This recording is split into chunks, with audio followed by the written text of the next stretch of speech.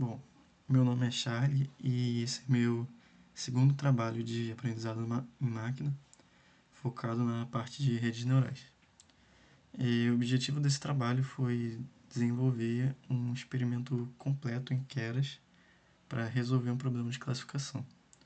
E o problema que eu escolhi foi prever o risco de um paciente ter uma doença cardíaca, que é um problema de classificação binária, em que o modelo precisa analisar os dados clínicos e decidir se o paciente tem ou não a doença.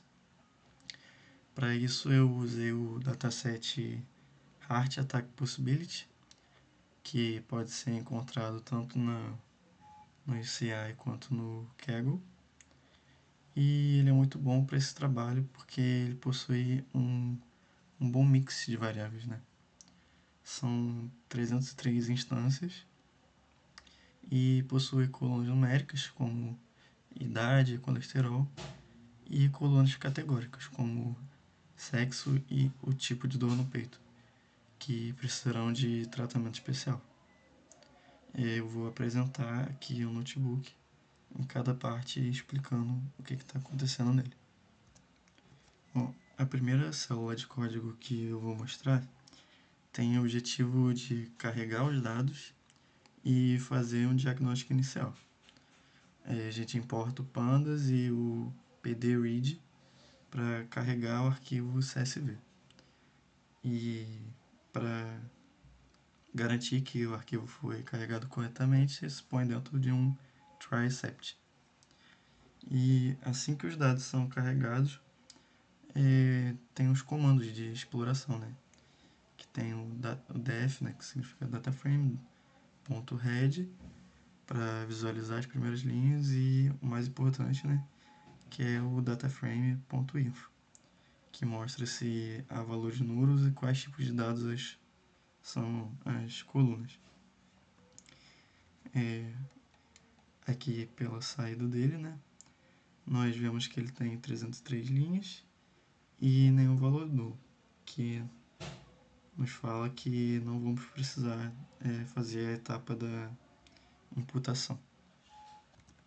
A próxima célula de código é uma das mais importantes desse trabalho todo, que aqui o objetivo é dividir os dados corretamente e transformar os dados brutos em formato numérico que a rede neural consiga entender. Primeiro nós temos a separação e as listas, em que separamos as features do alvo e depois criamos duas listas para dizer ao script quais colunas são numéricas e quais são categóricas. Em seguida, né, nós usamos o train test split duas vezes. E isso é crucial porque a gente primeiro separa 70% dos dados para o treino e 30% para um conjunto temporário, que depois dividimos esse temporário ao meio, resultando em 15% para validação e 15% para teste. E fica nessa parte aqui de baixo, né?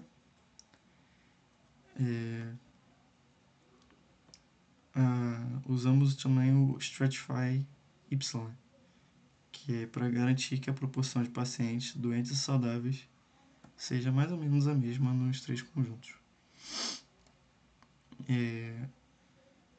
O Column Transformer, né, que é a ferramenta principal, nós configuramos para fazer duas coisas ao mesmo tempo, né? Que é aplicar o Standard Scaler apenas nas colunas numéricas, né, para que todos fiquem na mesma escala, e também o One-Hot Encoder nas colunas categóricas, transformando-as em colunas de 0 a 1. E, por fim, né, a parte mais importante, usamos o Fit Transform, apenas no conjunto de treino, né, que o modelo aprende a média e a escala somente com os dados de treino. Depois usamos apenas o transform nos dados de validação e teste, aplicando a mesma transformação para a transformação que ele aprendeu no treino. e se evita o vazamento de dados, né? Aí tem uma saída aqui embaixo, né? Que mostra que o processo funcionou e dos dados originais tinham 13 colunas, mas os dados processados agora têm 30. Esse aumento é resultado do One-Hot Encoder, expandindo as colunas categóricas. O próximo código, que é esse daqui, já lida com a construção do modelo de rede neural. Primeiro, se importa tudo que vamos usar, né? As bibliotecas, que são TensorFlow.keras, sequencial, para criar o modelo, o dense para as camadas e o early stopping para usar o callback. Em seguida, é definida a arquitetura do nosso cérebro, né? E a gente usa um modelo sequência, que é uma pilha simples de camada. A primeira camada dense tem 64 neurônios e recebe o input shape, que no nosso caso são as 30 colunas. E ela usa a ativação ReLU. A segunda camada, que é oculta, tem 32 neurônios, também com o ReLU. E a camada de saída, que é a mais importante, que ela tem um neurônio e usa a ativação sigmoide. E por que escolher o sigmoide, né? Porque ela retorna um valor entre 0 e 1, que é perfeito para representar a probabilidade em um problema de classificação binária, que é o que estamos tratando aqui. Na parte de compilação, antes de treinar, né, que é a parte antes de treinar o modelo, a função de perda é a binary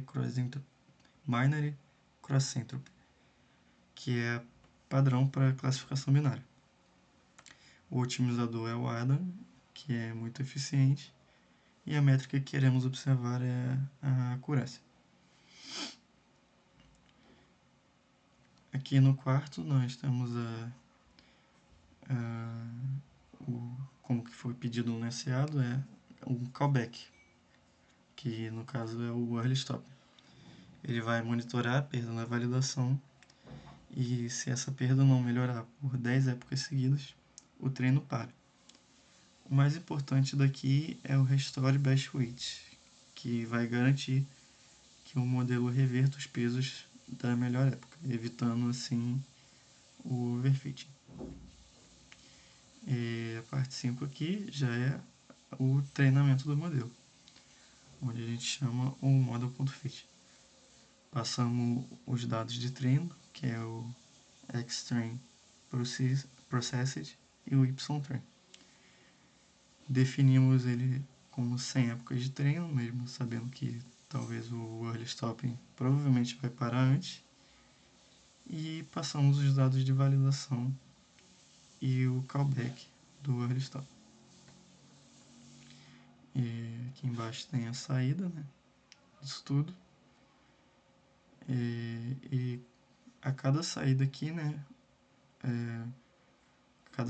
cada época, ele reporta a perda e a acurácia no treino e na validação. E como esperado, né, o early stop interrompeu o treino na época 24, porque o val loss parou de melhorar. O resultado, né, desse fit é salvo na variável history e vamos usar para plotar os gráficos. O próximo bloco de código aqui vai ser responsável para ajudar na análise das curvas de aprendizagem. E o objetivo, né, dessa célula é pegar a variável history que o model.fit gerou na etapa anterior e traduzir todos os números em gráficos visuais. Primeiro nós acessamos o history e extraímos as 4 listas que nos interessam, né? Que é a perda de treino, a perda de validação, a acurácia de treino e a acurácia de validação. Aí, em seguida, usando o Matplotlib, nós criamos uma figura com dois subplots para mostrar os gráficos lado a lado. No primeiro gráfico, que é à esquerda, plotamos a perda. A linha azul representa o erro do treino e a vermelha vai ser o erro de validação. E no segundo, vamos fazer o mesmo para a acurácia. E esse aqui é o código não, os gráficos gerados. Como explicado no gráfico da esquerda, né?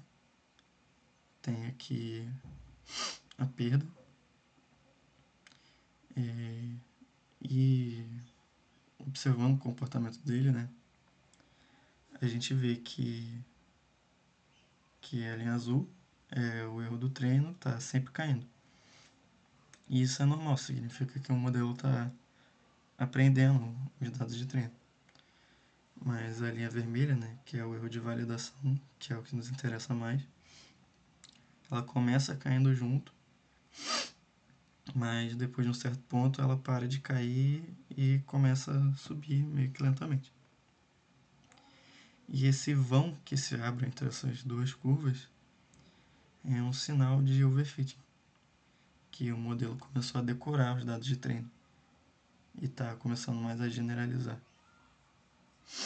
No caso, perdeu a capacidade de generalizar os dados novos. O gráfico de treino, o gráfico da direita, né, já é o da acurácia, né, confirma o que eu acabei de dizer. Né, que a acurácia de treino continua subindo e o modelo fica cada vez melhor nos dados de treino, mas a de validação sobe, atinge um pico e depois fica estagnado, né? Ela para de melhorar. E isso é o motivo de termos usado o Early Stopping, que foi programado para detectar esse momento, né? Que é o ponto em que a perda de validação parou de melhorar e ele para, né, o treino e restaura os pesos do modelo para o ponto ideal, que é antes do overfitting. O próximo passo agora é avaliar o nosso modelo usando o conjunto de teste, que são os dados que ele nunca viu antes. Primeiro, a gente importa o Classification Report e a Confusion Matrix do Scikit e o Seaborn para fazer um gráficozinho. A primeira coisa que a gente faz é chamar o model.evaluate, passando os dados de teste, e isso dá a perda e a acurácia finais e imparciais. A acurácia geral ela é boa,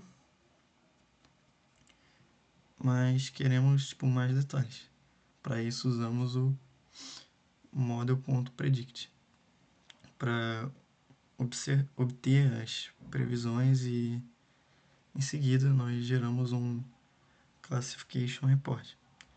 Ele é um relatório muito bom, né? Que ele mostra a precisão e o recal para cada classe individualmente, seja sem doença e com doença. Podemos ver, né, que assim, se o modelo é melhor em prever uma classe ou outra.